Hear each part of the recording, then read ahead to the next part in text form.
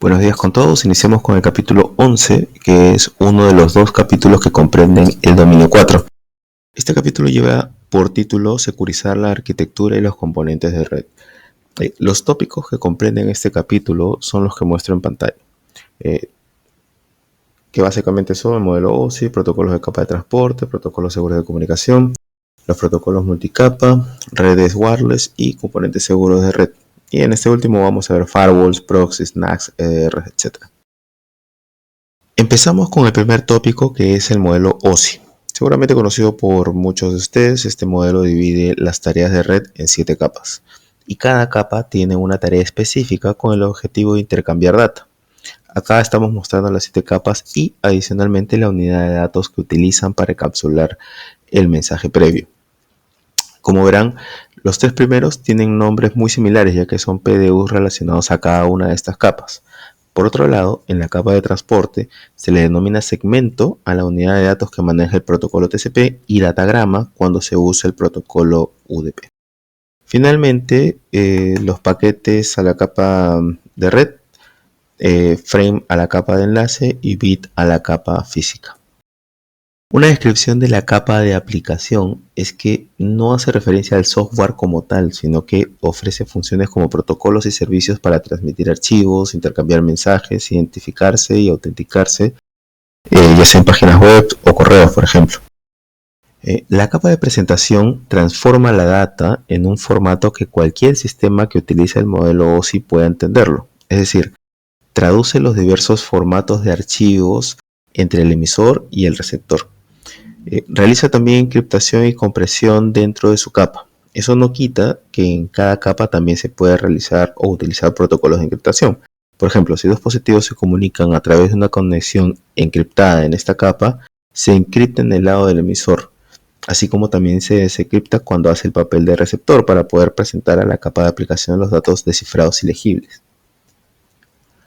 La capa de sesión es responsable de establecer, mantener y terminar la sesión entre dos equipos. Establece también puntos de control para agrupar, recuperar y retransmitir PDUs que hayan fallado o que se hayan perdido desde el último punto de control. Además, puede operar como simplex, half duplex y full duplex. La capa de transporte es responsable de manejar la integridad de una conexión y controlar la sesión.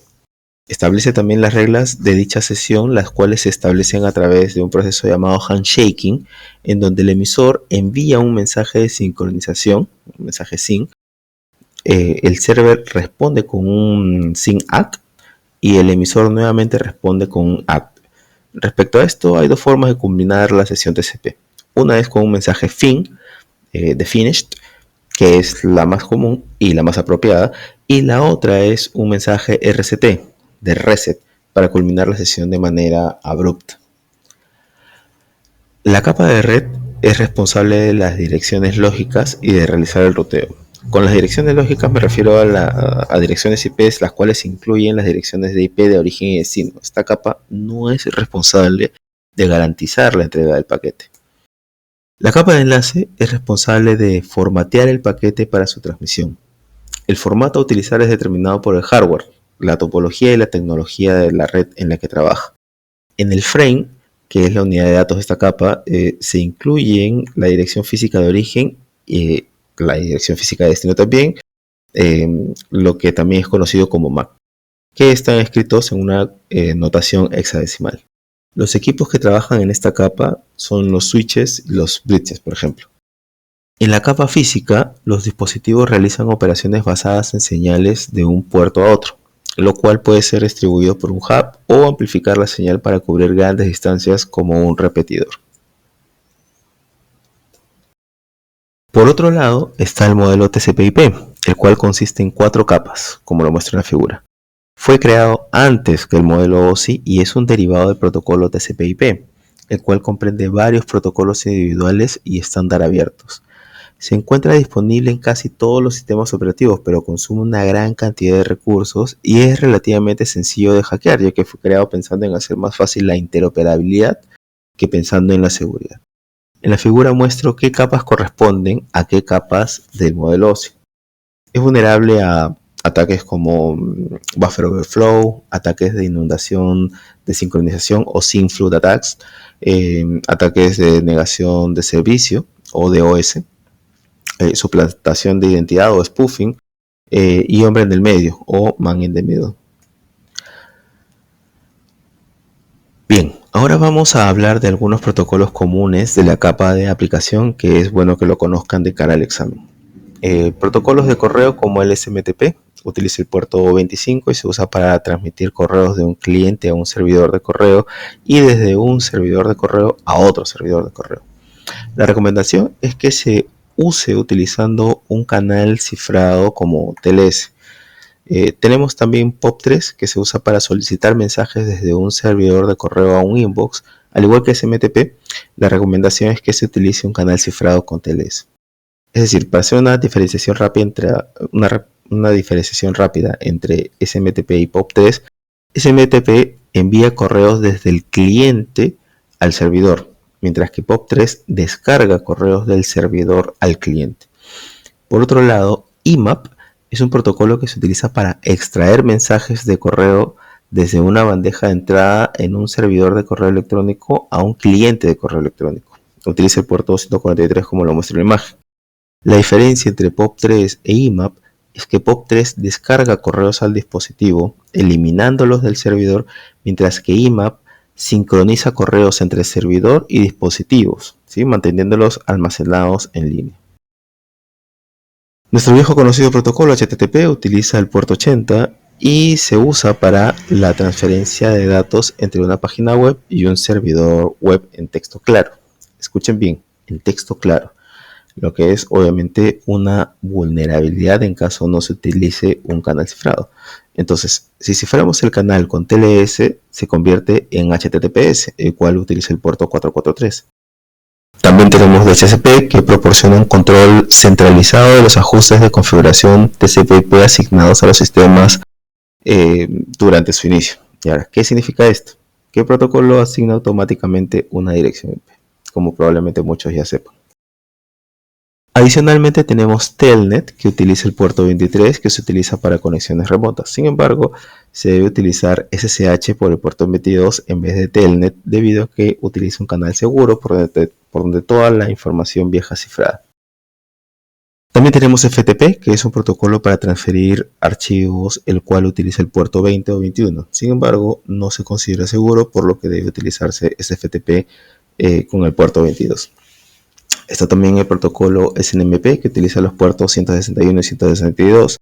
Este protocolo se utiliza para enviar y recibir información del estado de un sistema, utilizado normalmente para monitorear o analizar KPIs. Su versión segura es SNMP versión 3, que utiliza autenticación y cifrado utilizando los mismos puertos. Ahora vamos con los protocolos de capa de transporte. Vamos a hablar de la cantidad de protocolos que existen y cómo están distribuidos, así como también de los protocolos TCP y UDP. En total existen 65.536 puertos, divididos básicamente en tres grupos. El primero, que abarca desde el puerto 0 hasta el puerto 1023, se denomina puertos bien conocidos y está reservado principalmente para servicios y protocolos estándar. Los siguientes están comprendidos entre los puertos 1024 y 49.151 y se conocen como puertos registrados. Estos son utilizados por productos de software de red registrados específicamente ante la IANA, que es la Autoridad de Números Asignados Internacionales. Los restantes son conocidos como puertos efímeros porque son usualmente usados de manera aleatoria y temporalmente por el origen. Sin embargo, la mayoría de estos sistemas operativos permiten utilizar cualquier puerto a partir del 1024 como puerto de origen del cliente dinámico, siempre que no esté en uso en ese sistema local en ese momento. Otros protocolos de la capa de transporte son TCP y UDP. TCP es un protocolo full duplex orientado a conexión y UDP es un protocolo simplex no orientado a conexión. Esto quiere decir que TCP garantiza la entrega del paquete, mientras que UDP no lo garantiza. Es más, no trabaja con detección de errores, por lo que no retransmite en caso hayan paquetes perdidos. ¿En dónde se utiliza TCP? en el envío de correos, por ejemplo, porque debe garantizar que los mensajes que comprenden ese correo lleguen completos e íntegros. Por lo mismo, también hay un delay un poco más alto, sin embargo, que demore un segundo más es casi imperceptible para el usuario. Por otro lado, UDP se utiliza para comunicaciones en tiempo real, como llamadas o videollamadas como Zoom o Teams, por ejemplo.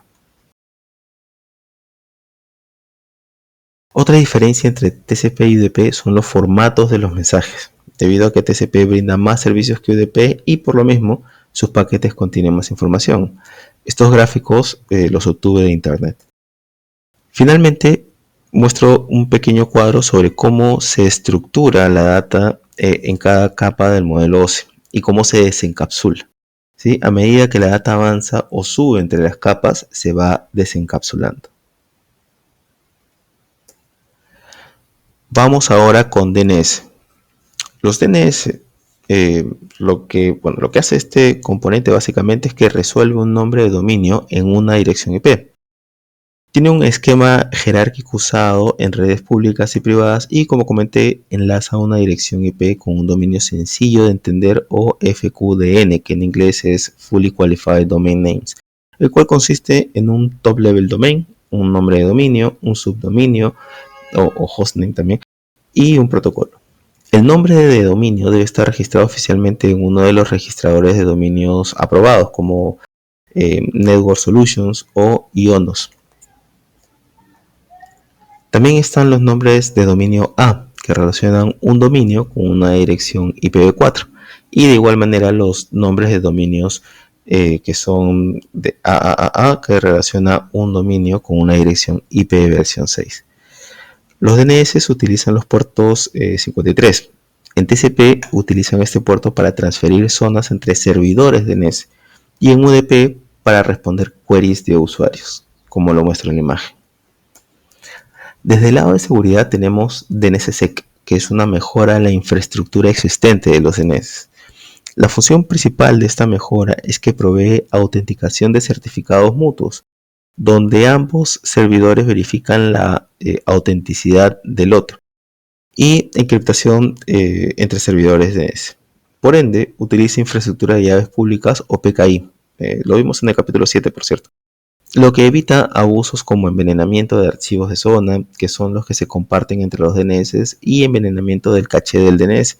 Esto solo aplica a servidores, no usuarios. Pero por otro lado, para que los usuarios puedan tener conexiones seguras cuando se establecen sesiones con los DNS, se puede hacer uso de canales encriptados utilizando HTTPS, resumido como DOH, ¿no? O DNS sobre HTTPS. Es más, una mejora de esto es Oblivious DOH, que es que agrega un servidor proxy entre el servidor y el DNS de manera tal que brinda anonimato al usuario, ya que el DNS no puede determinar quién envió la solicitud. También vamos a detallar algunos ataques que pueden sufrir los DNS. Hay unos ataques en realidad en los que se utilizan DNS fraudulentos o rogue DNS por su traducción al inglés, que escucha queries o consultas DNS en el tráfico de red de un site en específico para luego enviar una falsa información a este IP, al que realiza la consulta. El que hace la petición, luego de recibir el mensaje cierra sesión, lo que hace que la respuesta del servidor original no sea recepcionada. Me puse a investigar un poquito y hubieron dos casos, uno en el 2007 llamado DNS Changer y otro en el 2018 llamado Ghost DNS, que aprovechaba vulnerabilidades en los routers y cambiaba las configuraciones de DNS. Este siguiente tipo de ataque, llamado DNS Farming, redirecciona una URL o IP válida a una página web fake. Esto se podría realizar, por ejemplo, modificando el archivo localhost de una laptop. Estos dos tipos de ataques que acabo de mencionar están considerados como ataques de envenenamiento DNS o DNS poisoning.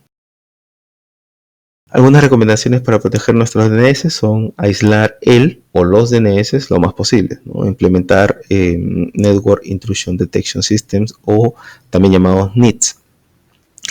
Siempre hay que mantener los DNS actualizados también. Y por último, implementar DNSSEC, DNS sobre HTTPS, o también llamado DOH, que lo vimos hace unos segundos por su abreviatura en inglés. Y también, obviamente, Oblivion DOH. Otros ataques adicionales que tenemos en esta categoría son el de Top Domain Hijacking, el cual reemplaza o roba intenta obtener el dominio de otra empresa para agregar ahí su página maliciosa. La mejor defensa contra eso es evitar que expire la habilitación de ese dominio pagando de manera anticipada la suscripción y adicionalmente agregando controles de autenticación MFA cuando el usuario se intente loguear en el dominio que ha comprado. Tipo squaring se refiere al tipo de ataque que toma ventajas cuando los usuarios tipean mal la dirección de destino a la que desean llegar y los redirigen hacia la página del atacante. El siguiente ataque aprovecha las similitudes con otras letras para publicar sus páginas web. En este ejemplo, el primer Apple está bien escrito, es decir, con L, ¿sí? Pero el siguiente es I latina, pero que está en mayúscula, ¿no? Pero se ven iguales. URL hijacking es cuando una URL es muy similar a la que el usuario está intentando ingresar, pero que cuando ingresa lo redirecciona a una URL muy diferente. Clickjacking es un ataque basado en la interfaz que engaña a los usuarios de un sitio web para que sin saberlo hagan clic en enlaces maliciosos. Un protocolo clave dentro del conjunto TCP/IP que trabaja en la capa de red del modelo OSI es el protocolo de Internet, ¿no? O IP. Su función principal es asignar direcciones para guiar el envío de paquetes de datos. Este sistema de direccionamiento es crucial para las comunicaciones a nivel mundial, ya que permite identificar los destinos y definir las rutas de transmisión. Similar al UDP, IP no establece una conexión y no asegura una comunicación fiable, lo que significa que no garantiza la entrega de los paquetes, ni su orden, ni que lleguen una sola vez.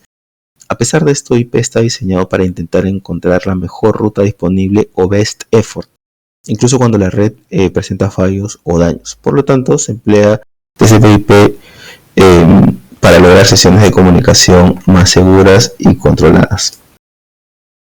Vamos a ver ahora IP versión 4 e IP versión 6. IP versión 4 es la versión del protocolo de Internet más utilizada en todo el mundo. Sin embargo, IPv6 se está adoptando también rápidamente, tanto para redes públicas como para redes privadas. Por lo tanto, algunas diferencias entre IP versión 4 y IP versión 6 son las siguientes.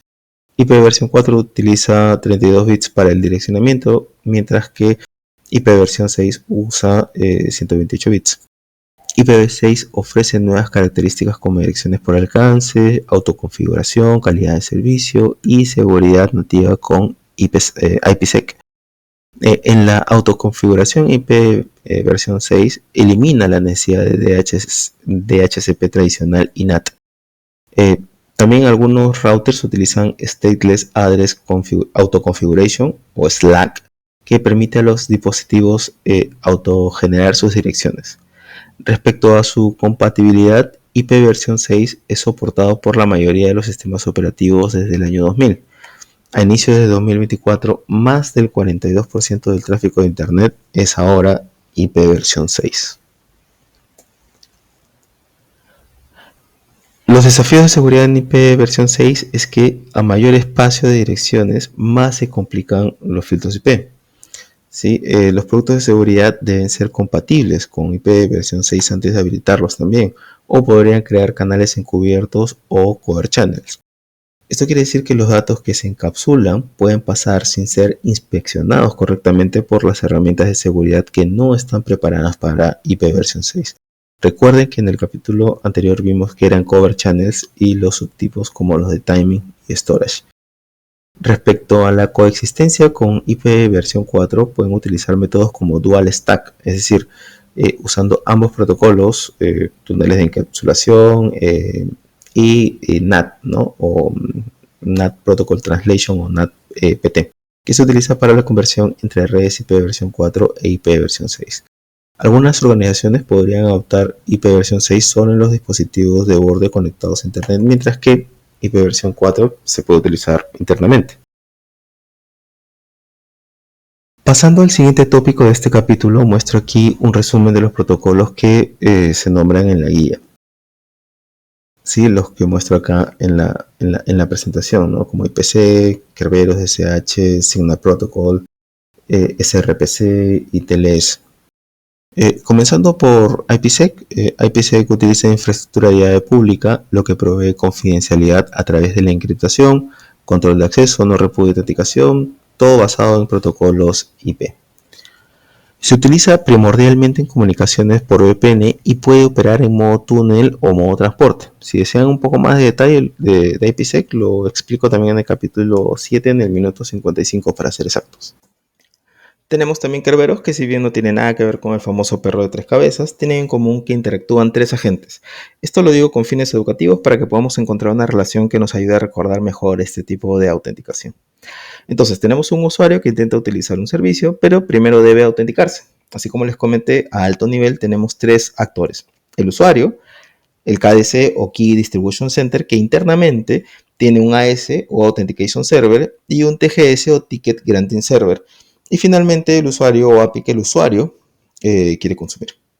Entonces el usuario solicita utilizar el servicio y envía una solicitud a la AS.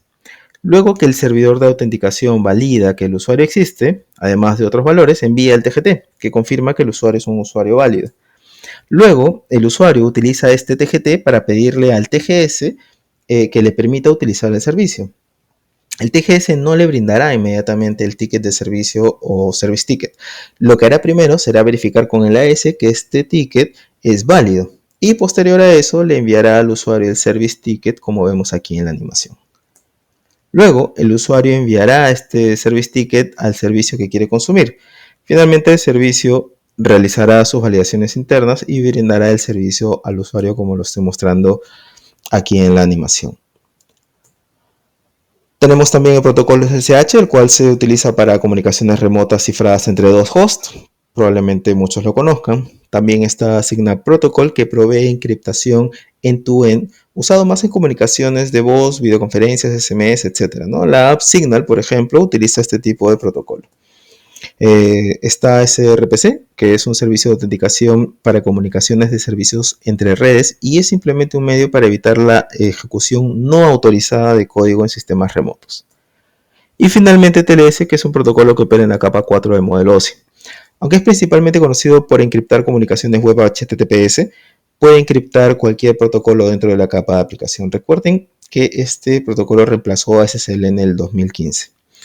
Respecto a TLS, brindo bastante detalle en el capítulo 7, en el minuto 49. Sin embargo, TLS cuenta con algunas características que veo conveniente indicar, como que soporta comunicaciones seguras entre cliente y servidor a través de una red insegura, previniendo la manipulación, suplantación e interceptación, ¿no? Como ataques de hombre en el medio. Soporta también autenticación unidireccional y bidireccional utilizando certificados digitales. También puede utilizarse para encriptar conexiones UDP y ZIP. Y finalmente puede utilizarse como una solución VPN. Bien, ahora vamos a pasar al siguiente tópico que trata de los protocolos multicapa, los cuales estoy mostrando aquí, como son los protocolos convergentes, voz sobre IP y SDN. Los protocolos convergentes ofrecen múltiples beneficios. Uno de ellos es la posibilidad de utilizar una amplia gama de protocolos en las capas superiores del modelo OSI. Estas capas a las que me refiero son las capas 5, la capa 6 y las capas 7, ¿no? Que son, por ejemplo, ¿no? La capa 5 es responsable o está encargado de establecer, mantener y terminar sesiones, ¿no? La capa 6 que es responsable de traducir, cifrar y comprimir datos, y la capa 7 que permite la interacción directa entre las aplicaciones del usuario y la red. Este beneficio garantiza una mayor flexibilidad y compatibilidad con diversas aplicaciones y servicios. Otro beneficio es que la encriptación puede realizarse en diferentes capas del modelo OSI, dependiendo en realidad de las necesidades de seguridad. No necesariamente se aplica en todas las capas, pero puede implementarse en aquellas que son relevantes para proteger la comunicación, como por ejemplo TLS, ¿no? Que lo había mencionado hace unos segundos, que puede utilizarse tanto en la capa 4 como en la capa 7.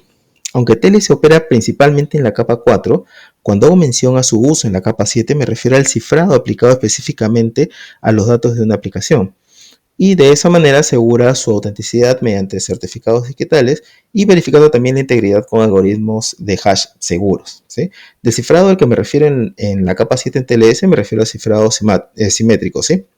Bien, finalmente la última ventaja de los protocolos convergentes es que proporcionan flexibilidad y resiliencia en estructuras complejas de red. Sin embargo, los protocolos convergentes tienen algunos inconvenientes, como que permiten canales encubiertos o cover channels, ¿no? Otra desventaja es que los filtros pueden ser eludidos. ¿Y qué significa esto? Significa que los datos pueden transmitirse a través de canales no diseñados para esa información. Por ejemplo, los bits menos significativos en un campo de un protocolo podrían utilizarse para transferir datos que no deberían viajar por ese medio. Esto hace que los protocolos convergentes sean vulnerables a usos indebidos para ocultar información. Además, algunas capas del modelo OSI pueden permitir el paso de datos que otras capas ya filtraron, lo que puede provocar que ciertos tipos de tráficos no sean bloqueados de manera efectiva. Y finalmente, se pueden sobrepasar los límites segmentados lógicamente en la red. Muestro aquí los protocolos convergentes que se muestran en la guía, que son los que vamos a desarrollar, como SAN, FCOE, MPLS y SCSI. Un SAN es una red secundaria que es usada para consolidar varios dispositivos de almacenamiento dentro de un container. Que no se malentienda cuando digo container, porque no hablo de los contenedores de cloud. A lo que me refiero es que SAN contiene muchos dispositivos que brindan alta disponibilidad, así como altas velocidades, ya que están interconectados hacia la red por fibra óptica. Obviamente, eso los hace más caro que una solución NAS convencional. El SAN aparece como si fuera un disco local para los usuarios o servers que los utilizan, ¿no? Como si fuera una sola partición, ¿no? En una computadora. Sin embargo, como les comento, detrás hay un arreglo de servidores y discos de almacenamiento que generan alta disponibilidad. Alguna de las desventajas que podría tener un SAN es que podría tener un único punto de fallo, por lo que es necesario integrar redundancia de servidores para proteger la disponibilidad. Otro punto importante es que en algunos casos un SAN puede implementar la deduplicación. ¿Y qué hace la deduplicación? Elimina datos duplicados almacenando solo una copia, usando referencias para ahorrar espacio y optimizar el almacenamiento. En pocas palabras, te borra data que tal vez no debería borrar porque entiende que está duplicada, ¿no? Entonces podría borrar datos importantes. Fibra óptica sobre Ethernet o FCOE, por sus siglas en inglés, permite altas velocidades de transferencia en un SAN. Sin embargo, soporta también conexiones de cobre para aminorar costos. Por otro lado, ISCSI o iSCSI es un estándar de almacenamiento en red basado en IP que opera en la capa 3, es decir, en la capa de red. Esta tecnología puede ser utilizada para habilitar el almacenamiento, la transmisión y la recuperación de archivos de manera independiente de la ubicación, a través de conexiones LAN, WAN o a través de Internet. iSCSI es a menudo visto como una alternativa de bajo costo en comparación con la solución del slide anterior, es decir, FCOE. MPLS es una tecnología de red de alto rendimiento que dirige datos a través de una red basándose en etiquetas, ¿sí? Esta técnica ahorra mucho tiempo en comparación con los procesos de enrutamiento tradicionales basados en IP, que pueden ser bastante más complejos. Otra ventaja es que MPLS está diseñado para manejar una amplia gama de protocolos mediante encapsulación. Por tanto, la red no se limita a TCP/IP. Así que esto permite el uso de muchas otras redes, o mejor dicho, muchas otras tecnologías de red, ¿no? Como E1, ATM, Frame Relay, DCL. Bien, voz sobre IP es un mecanismo que encapsula audio, video y demás data en paquetes IP para realizar llamadas de voz y videoconferencias. Se considera un protocolo convergente, ya que combina la tecnología de encapsulación de audio y video, que funciona como protocolos de capa de aplicación, con los protocolos multicapa establecidos por TCP/IP.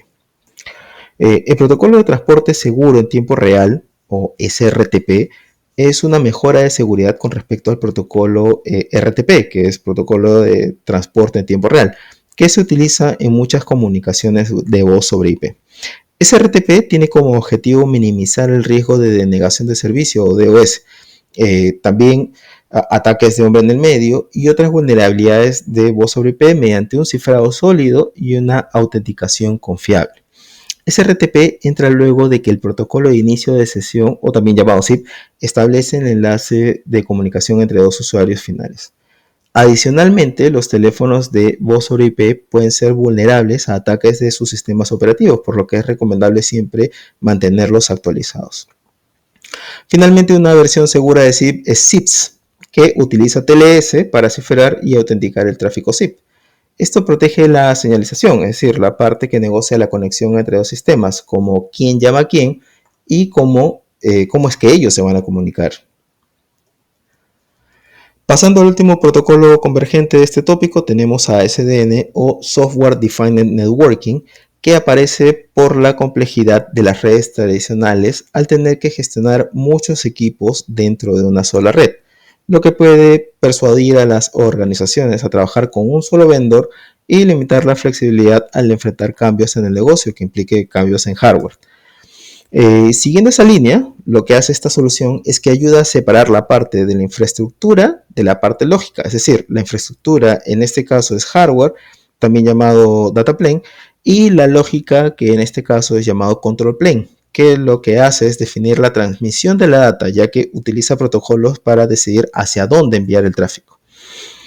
Este tipo de gestión de tráfico implica también controlar el acceso y definir sobre cuáles sistemas pueden comunicarse con cuáles, ¿sí? Este tipo de control de acceso son los basados en atributos o ABAC, del cual hablaremos en el capítulo 14.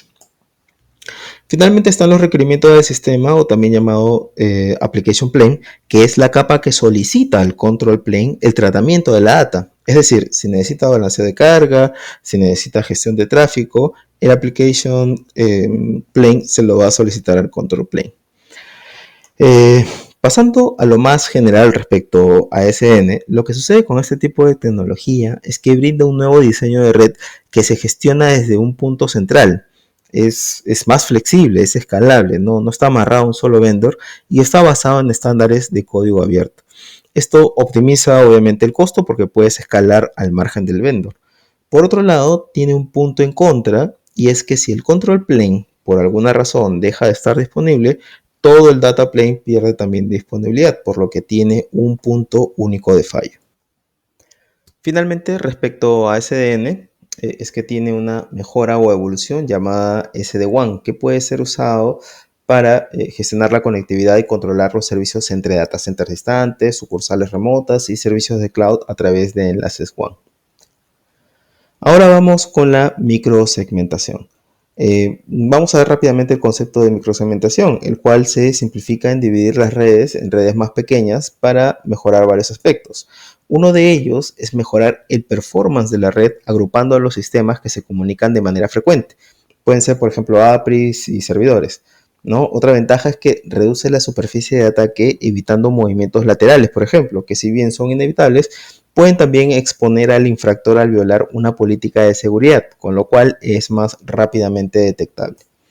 Otra ventaja es que ayuda con el cumplimiento normativo, ya que se pueden aislar redes que contienen datos regulados, como los datos de tarjeta, por ejemplo, y dar cumplimiento a la norma PCI DSS y así simplificar las auditorías. Ahora vamos a conversar sobre las redes wireless o inalámbricas, que son ampliamente utilizadas debido a su bajo costo y que están regidas bajo el estándar 802.11x de la IEEE. Más adelante les explico por qué he puesto el título ubicado en la parte alta de la presentación. De hecho, el estándar tiene algunas variables como la 802.11a, b, g, etc., pero no vamos a detallar esas variables en este curso. Por otro lado, naturalmente, las redes Wi-Fi se deben asegurar, pero primero debemos identificarlas y para diferenciarlas unas de otras se les asigna un SSID, que es un Service Set Identifier, y de este SSID hay dos modos de infraestructura: el Extended SSID o SSID y el Basic SSID o BSSID. Ahora, ¿qué es el Extended? Es el nombre que se le brinda a una red en un access point, pero que se utiliza también en otros access points, de manera tal que los usuarios pueden cambiar de ambientes, pero siguen manteniendo el mismo SSID. El BSSID hace referencia a la MAC address de cada access point, lo que hace que se diferencien entre sí dentro de un SSID. Ahora, el SSID lo que facilita es que los usuarios se conecten de la manera más sencilla posible. Sin embargo, los atacantes también pueden tener acceso o snifear las redes wireless para ver qué redes hay ahí. Entonces, si bien hay opciones de esconder el SSID o que no se muestre el nombre, esta no es la mejor solución, sino más bien que se habilite un mecanismo de autorización de ingreso a través de WPA2 o WPA3, como veremos a continuación. El Wi-Fi no siempre está encriptado y si es que lo estuviera, es solo entre el equipo y el access point, por lo que para una encriptación end-to-end se deben usar VPNs o aplicaciones o protocolos que preencripten en otras capas antes de transmitir sobre Wi-Fi. Recuerden que hablamos de criptografía en los capítulos 6 y 7. El estándar 802.11 define dos métodos de autenticación, uno que es OSA y el siguiente que es SKA. OSA, como su propio nombre lo dice, es decir, Open, no requiere autenticación, por lo que no brinda seguridad, ya que transmite todo en texto plano. Por otro lado, con SKA se debe realizar algún tipo de autenticación. El estándar definía luego una técnica opcional llamada WEP o Wired Equivalent Privacy, y posteriormente se agregaron algunas enmiendas como WPA2, WPA3, etc., ¿no? Que veremos a continuación. Vamos a iniciar con WEP, que utiliza una llave compartida RC4 para autenticación y encriptación.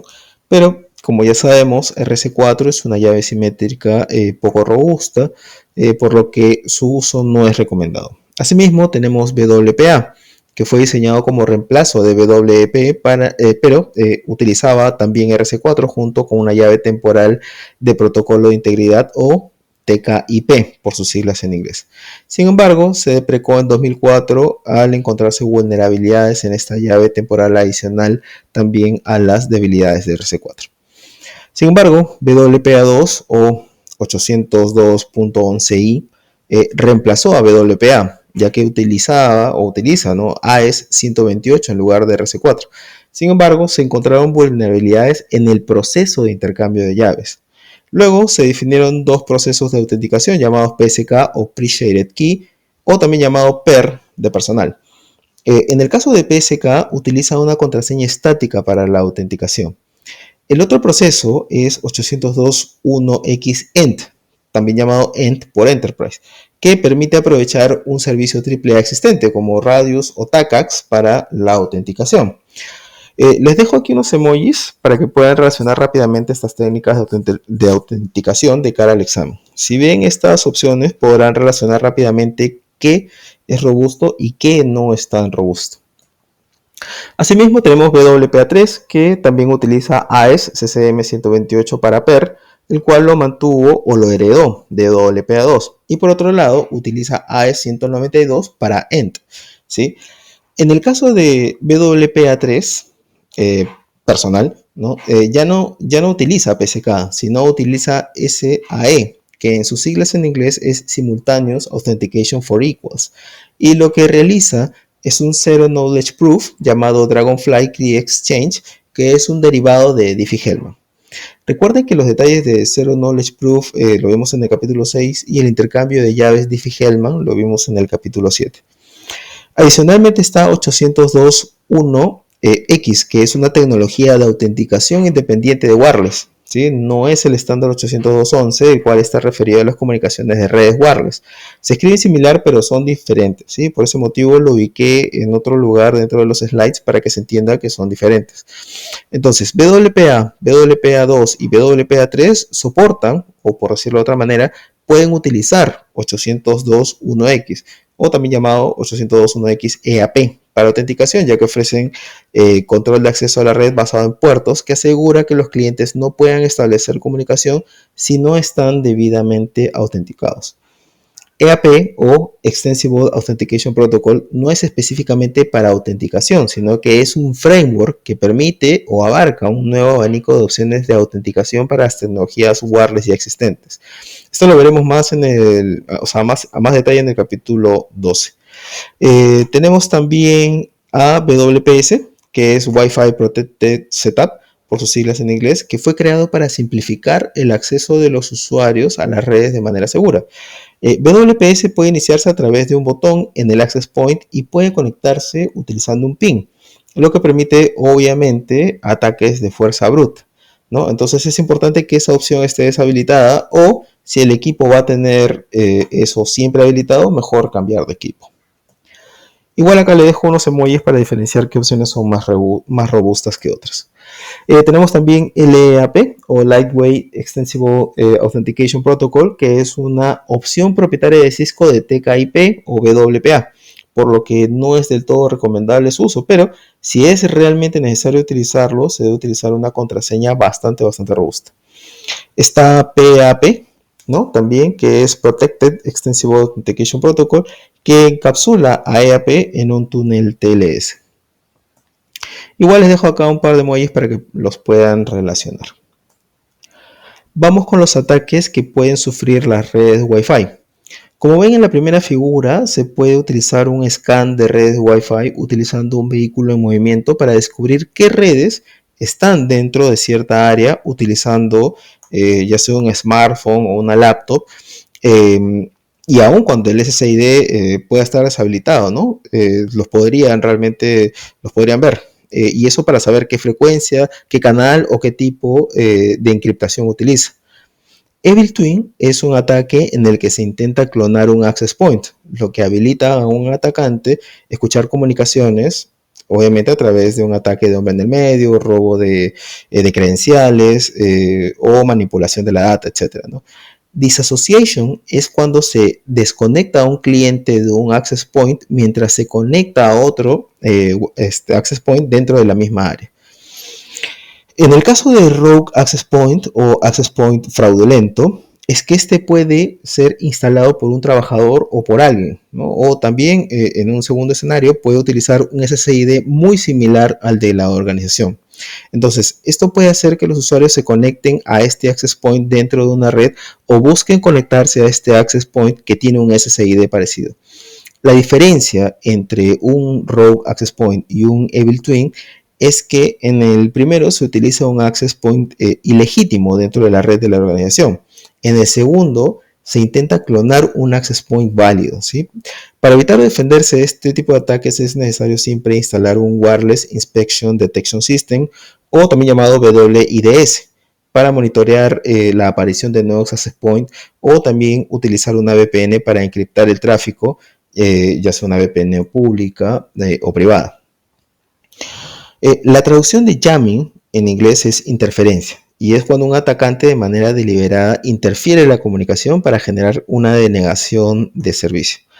Para mitigar este ataque se pueden utilizar saltos de frecuencia automáticos en caso de indisponibilidad de algunos de estos access points, o se puede utilizar múltiples access points para también tener redundancia. Replay Attack es un tipo de ataque que busca obtener o restablecer una comunicación con un usuario utilizando el tráfico que capturó cuando se estableció la comunicación inicial entre un usuario y un access point legítimo. Este tipo de ataque se mitiga teniendo el firmware de access point actualizado, teniendo también mecanismos de autenticación, timestamps también para ver la fecha de expiración del mensaje retransmitido, etc. Otros protocolos adicionales de comunicación son Li-Fi y Zigbee, ¿no? Li-Fi es una tecnología que utiliza la luz eléctrica para transmitir ondas de radio y poder brindar internet. Brinda conectividad siempre que el host esté dentro del área que abarca la luz. Difícilmente provee conectividad fuera de ese rango o en otro ambiente donde estén separados por una pared, ¿sí? Otra desventaja es que es más costoso que una red Wi-Fi convencional. Zigbee, por otro lado, está basado en el concepto de Bluetooth. Tiene bajo consumo, por lo que realmente requiere estar cerca de los dispositivos.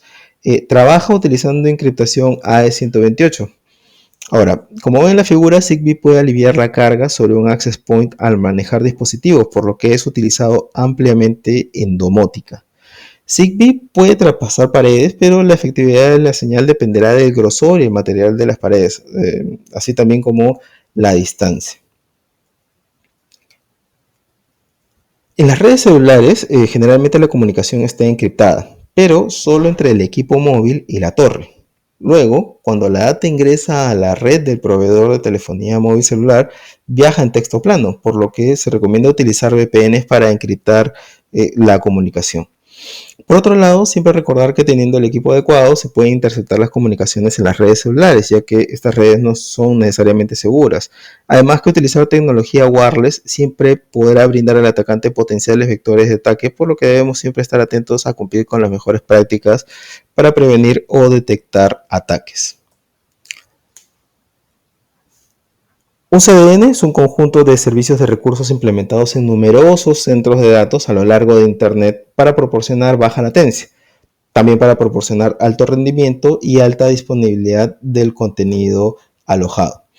En lugar de tener el contenido multimedia almacenado en una única ubicación central para ser transmitido a todos lados, el contenido se distribuye a numerosos puntos de Internet geográficamente dispersos que están más cerca de los clientes, definitivamente. Esto resulta en un tipo de balanceo de carga geográfico y lógico. El resultado general es menor latencia y mayor calidad de rendimiento. Aunque la mayoría de los CDN se enfocan en la distribución física de servidores, también es posible una CDN basada en el cliente, ¿sí? Esto a menudo se denomina peer-to-peer. Ahora, también el CDN peer-to-peer más reconocido es BitTorrent. Finalmente, un CDN gestionado por un proveedor puede y debe manejar ataques DDoS a gran escala. Vamos a hablar ahora de los componentes de red de una organización, como son la intranet y la extranet. Como saben, la intranet es una red privada interna de una organización, diseñada para que sus empleados o miembros accedan a información, a recursos, aplicaciones y servicios que brinda la empresa, ¿no? Funciona de manera similar a Internet, pero su acceso está restringido únicamente al personal autorizado dentro de la organización. La extranet es una red privada que permite a terceros externos como clientes, proveedores o socios comerciales acceder de manera segura a una parte de los sistemas o recursos internos de la empresa.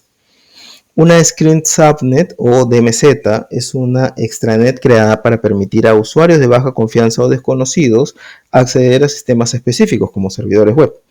Un screen host es un sistema protegido por un firewall, ¿sí? Que actúa como proxy manejando todo el tráfico y todas las conexiones entrantes antes de llegar a la red interna o hacia los servidores de red o servidores de correos dentro de una DMZ. Por otro lado, muestro aquí algunos equipos de red según la capa de red a la que corresponden, como los repetidores y los hubs que operan dentro de la capa 1. Los bridges y switches dentro de la capa 2, así como los switches que enrutan el tráfico entre VLANs y los routers que operan dentro de la capa 3. También tenemos a los Jambox, o también conocidos como servidores de salto, los cuales facilitan el acceso seguro desde una red externa hacia una red interna. Es decir, primero accedes al servidor de salto y desde ahí puedes acceder de forma controlada y segura a los recursos de la LAN u otros sistemas internos. El control de acceso a la red, o NAC, es el concepto de controlar el acceso a un entorno mediante el estricto cumplimiento y aplicación de las políticas de seguridad de una organización. Un NAC es un sistema automatizado de detección y respuesta que puede reaccionar en tiempo real para garantizar que todos los sistemas monitoreados estén actualizados con parches y actualizaciones y cumplan con las últimas configuraciones de seguridad. Sus objetivos son prevenir o reducir ataques conocidos y también prevenir o reducir ataques 0D indirectamente, reforzar las políticas de seguridad en toda la red y utilizar identidades para controlar el acceso a la red. Estos objetivos se pueden lograr mediante el uso de políticas de seguridad sólidas y detalladas que definan todos los aspectos del control de seguridad, filtrado, prevención, detección y respuesta para cada dispositivo desde el cliente al servidor y para cada comunicación interna o externa. Los tipos de NAC incluyen el uso de un agente de sistema o un host, ¿no? Basado en agente o agent-based, o la realización de monitoreo y evaluación general de la red, ¿no? O agentless. Una operación típica de un sistema NAC basado en agentes sería comprobar el requisito básico de configuración actual con respecto al host, ¿no? Si el sistema no cumple con los requisitos, puede ser puesto en cuarentena en una subred específica donde se conecte solo con el NAC server, ¿no? Una vez que cumpla con todos los requisitos, el agente NAC retorna el sistema a producción. El agente NAC puede descargar y aplicar actualizaciones y archivos de configuración para que el sistema cumpla con las normas. El agente NAC tiene dos opciones, ¿no? Puede ser disoluble o permanente. El disoluble en realidad corre solo una vez y luego termina. Es decir, es un agente temporal que se instala en el dispositivo solo durante el proceso de autenticación o acceso a la red y luego se elimina automáticamente una vez que el dispositivo ha sido evaluado. Un NAC agentless realiza escaneos de puertos, consultas de servicio y escaneos de vulnerabilidades en sistemas de red desde el servidor NAC para determinar si los dispositivos están autorizados y cumplen con la línea base. Al contrario de NAC con agente, en este caso se requiere que un administrador resuelva cualquier problema descubierto. ¿Sí?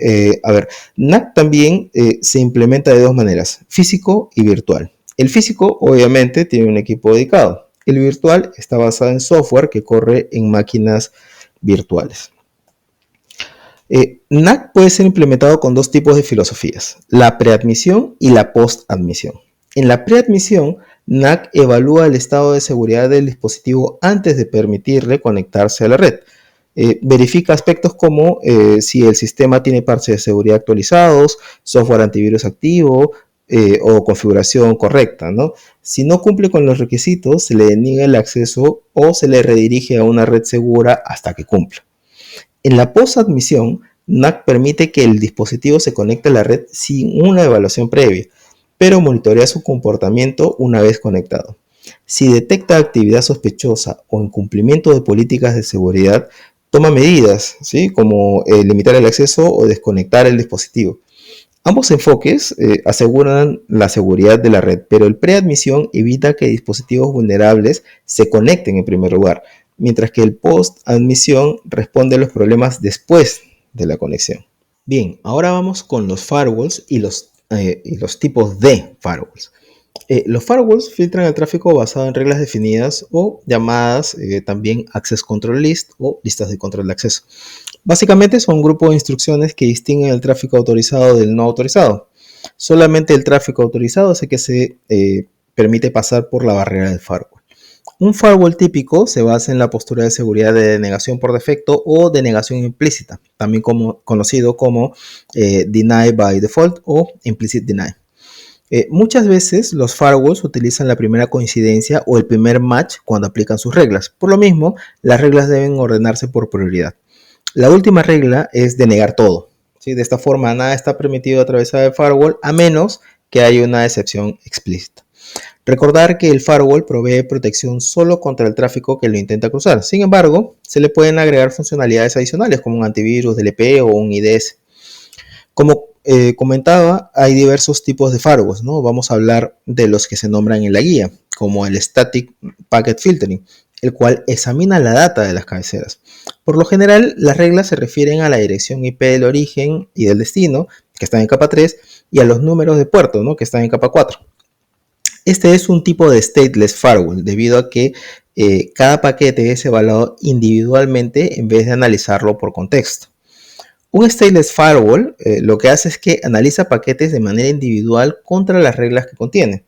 No utiliza el contexto de la comunicación para permitir o denegar el paquete que analiza. Por ejemplo, un stateless firewall ante un ataque de denegación de servicio podría permitir el paso de los paquetes que recibe porque probablemente sea un tráfico válido. Pero un stateful firewall, de que vamos a hablar ahorita en unos segundos, bloqueará el tráfico porque entenderá el contexto y sabrá que está ante un ataque. Un Application Level Firewall es un tipo de firewall que opera en capa 7, es decir, inspecciona paquetes a nivel de aplicación. El ejemplo de este tipo de firewall es un WAF, ¿no? Se puede implementar como stateless o stateful firewall también, en cualquiera de las dos opciones. El Circuit Level Firewall son los que trabajan en capa 5 de la capa OSI y se encargan de establecer sesiones entre partners de confianza. En teoría trabajan en capa 7, sin embargo, operan en relación al establecimiento de las sesiones TCP a nivel de capa 4 y por eso se enfocan en las sesiones en realidad más no en el contenido del tráfico. Es un tipo de stateless firewall. Ahora, el Stateful Inspection Level Firewall, como lo comenté hace unos segundos, evalúa el estado, evalúa también la sesión o el contexto del tráfico de la red. operan desde la capa 3 del modelo OSI hacia arriba. Este tipo de firewall es consciente de que cualquier comunicación saliente, especialmente relacionada a TCP, va a generar una respuesta de una entidad externa y crea una regla temporal para recibir esta respuesta. Esto solo se da mientras la comunicación esté en progreso. Luego de eso, se elimina la regla temporal. Incluso puede realizar inspecciones profundas de paquetes, que es el análisis del payload, ¿no? O el contenido del paquete. Un firewall de nueva generación, o conocido también como Next Generation Firewall, es un tipo de firewall multifunción que tiene integrados diversos features de seguridad como los que muestro aquí en pantalla. Tómense unos minutos o unos segundos para que revisen bien las características de este tipo de firewall, que es el más completo. Ahora, también tenemos un Host-Based Firewall, que es una aplicación que está instalada en un host, ¿sí? Que provee protección de las actividades del usuario. También provee protección de las comunicaciones que puedan venir de la misma red o desde internet inclusive. Así como un firewall normal puede bloquear comunicaciones que provienen de fuera y que no hayan sido iniciadas por el host. Este tipo de firewall puede ser de los que filtran de manera estática, ¿sí? También puede ser stateful o incluso un tipo de Next Generation Firewall. Un firewall de segmentación interna, o también llamado firewall interno, es el que está instalado dentro de la red interna de la organización. Su propósito es evitar una mayor propagación de malware o protocolos dañinos que ya se pudieran incluso encontrar dentro de la red privada. Con un firewall interno se pueden crear segmentos de red sin recurrir a uso de VLANs o divisiones de su red. Este tipo de firewall se usan comúnmente en arquitecturas de microsegmentación. Ahora vamos con los proxies. Estos son usados normalmente entre el servidor y el cliente. Los servidores proxy se utilizan con mayor frecuencia en el contexto de proporcionar a los clientes de una red privada de acceso a Internet y al mismo tiempo protege la identidad de los clientes, así como lo muestro en la figura, ¿sí? El proxy reverso provee lo opuesto a un forward proxy. O sea, es decir, que maneja las solicitudes entrantes de sistemas externos hacia los servicios que se encuentran alojados en la red interna. Un proxy reverso se utiliza a veces en el borde de una subred para usar direcciones IP privadas en los servidores de recursos, pero permite el acceso de visitantes desde Internet. Otro ítem dentro de este tópico es seguridad de endpoints. ¿Sí? En este punto tocamos temas como EDRs y MDRs. ¿Sí? El EDR, un Endpoint Detection and Response, es el resultado de la evolución de las tecnologías de seguridad más tradicionales como los antivirus y como las soluciones de detección de intrusiones como los HIDS, ¿no? Que se enfocaban en detectar amenazas conocidas o patrones de comportamiento limitados. A medida que los ciberataques se volvieron y se vuelven más sofisticados, con nuevas variantes de malware, con nuevas variantes también de ataques dirigidos y técnicas avanzadas de evasión, las tecnologías antiguas empezaron a mostrar limitaciones. Los antivirus tradicionales, por ejemplo, ¿no? Dependían en gran medida de firmas predefinidas para detectar malware, lo que los hacía ineficaces contra amenazas nuevas o desconocidas, ¿no? Como ataques de 0D. Para superar estas limitaciones, los CDR surgieron como una mejora al ofrecer monitoreo continuo, por ejemplo, ya que a diferencia de las soluciones anteriores que verificaban los archivos periódicamente, los CDR monitorean las actividades en tiempo real. Ahora, también ofrecen análisis de comportamiento porque en lugar de depender solo de firmas de malware, los CDRs analizan los patrones de comportamiento para identificar anomalías que podrían indicar una amenaza. También ofrecen respuesta proactiva porque mientras que las tecnologías tradicionales se enfocaban en la detección, los CDRs permiten respuestas inmediatas como el aislamiento del endpoint comprometido o la eliminación de la amenaza. Un MDR o Managed Detection and Response es un servicio de seguridad gestionado que se basa en EDRs, ¿sí? Pero va más allá porque proporciona expertos de ciberseguridad que gestionan y monitorean las alertas y amenazas de manera proactiva para las organizaciones. Mientras que un EDR ofrece herramientas para detectar y responder a amenazas en los endpoints, un MDR agrega una capa de soporte humano, donde un equipo de profesionales de seguridad se encarga de monitorear de manera continua. Realizan un análisis avanzado también para distinguir amenazas reales de alertas falsas y atienden también respuestas a incidentes. Y por último, también brindan recomendaciones respecto a las políticas de seguridad y también brindan recomendaciones de controles de ciberseguridad. Vamos a revisar rápidamente cuáles son los medios de transmisión físicos que existen en la actualidad y cuáles son más adecuados en diversos escenarios, revisando las ventajas y las desventajas que tienen. Empezamos con el cable coaxial. Sus principales ventajas son que pueden transmitir a largas distancias, hasta 500 metros inclusive. Se utilizan también en módems que brindan internet y también se utilizan para audio y video.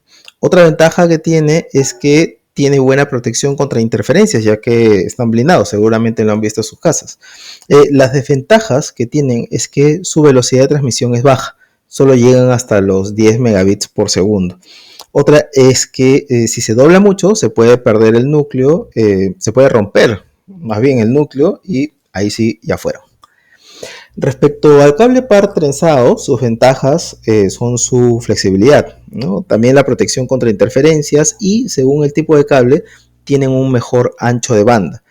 Sus desventajas son la sensibilidad a las interferencias cuando no son cables apantallados, ¿no? O protegidos, como los que son los de categoría 5.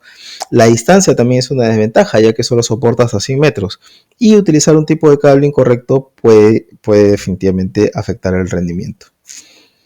Y finalmente tenemos la fibra óptica que como ventajas tiene que transmite a altas velocidades, es prácticamente inmune a las interferencias, tiene dos tipos de despliegue, como seguramente muchos saben, monomodo que maneja una longitud de hasta 10 kilómetros y multimodo que permite distancias de hasta 400 metros y además permite múltiples canales en una sola fibra, lo que aumenta su capacidad definitivamente.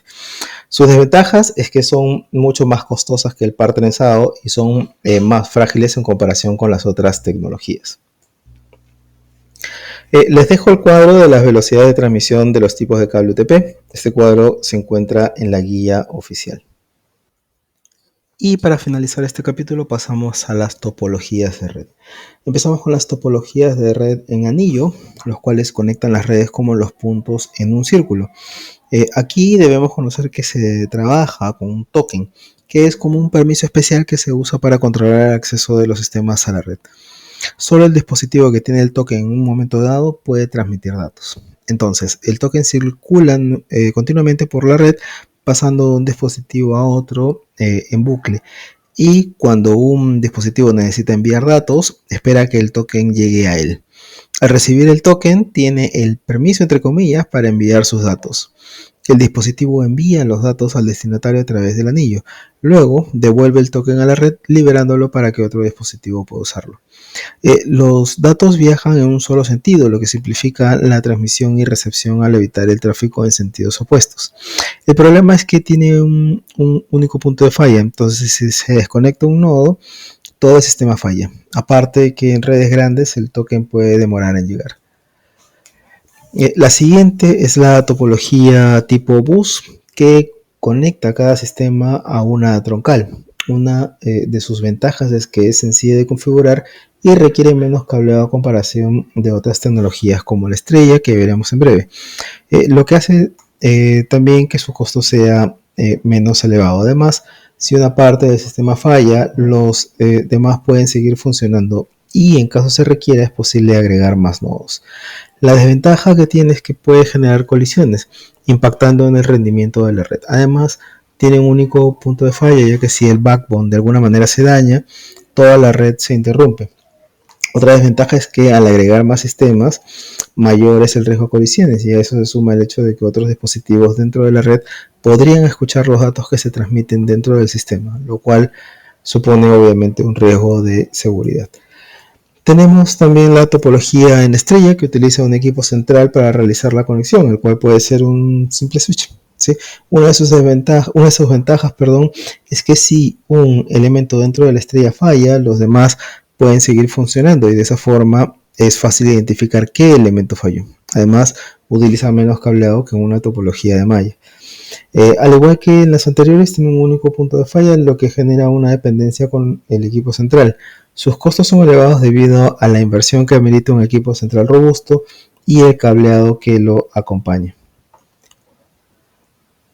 También tenemos el tipo Maya, el cual tiene como ventaja que es altamente redundante. Tiene mayor tolerancia a fallos, por lo que es recomendado para redes que requieran alta disponibilidad. Por otro lado, sus desventajas son que tiene un costo elevado de implementación, además que dificulta la configuración. Otra desventaja es que es más complejo para escalar por la cantidad de conexiones que tienen que realizar cuando se incluye un nodo adicional. También finalmente tenemos Ethernet, una tecnología utilizada en redes locales que permite la interconexión de diferentes sistemas y dispositivos. Esto implica la necesidad de gestionar y evitar colisiones en el tráfico de datos para garantizar una comunicación eficiente. Recuerden que un dominio de colisión es una zona dentro de una LAN donde pueden ocurrir colisiones si dos dispositivos intentan enviar datos simultáneamente. Un ejemplo clásico es el uso de un hub, donde todos los dispositivos conectados comparten el mismo dominio de colisión, lo que significa que si varios dispositivos transmiten al mismo tiempo, sus mensajes chocarán. Por otro lado, un dominio de broadcast es el área dentro de una red donde un mensaje de broadcast es recibido por todos los dispositivos. Un ejemplo común es el uso de un switch, donde un mensaje de broadcast se propaga a todos los equipos conectados dentro de ese dominio. Ethernet utiliza mayormente cables de par trenzado y utiliza las redes tipo estrella o bus y soporta velocidades de 100 megabits por segundo, llamadas redes Fast Ethernet, así como también soporta velocidades de 1 gigabit por segundo, que son llamadas redes Gigabit Ethernet, y hasta 10 gigabits por segundo, que son llamadas redes 10 gigabit Ethernet. Bien, con esto llegamos al final de este capítulo, que es el primero de los dos capítulos que comprenden el dominio 4. Nos vemos en el siguiente video. Muchas gracias.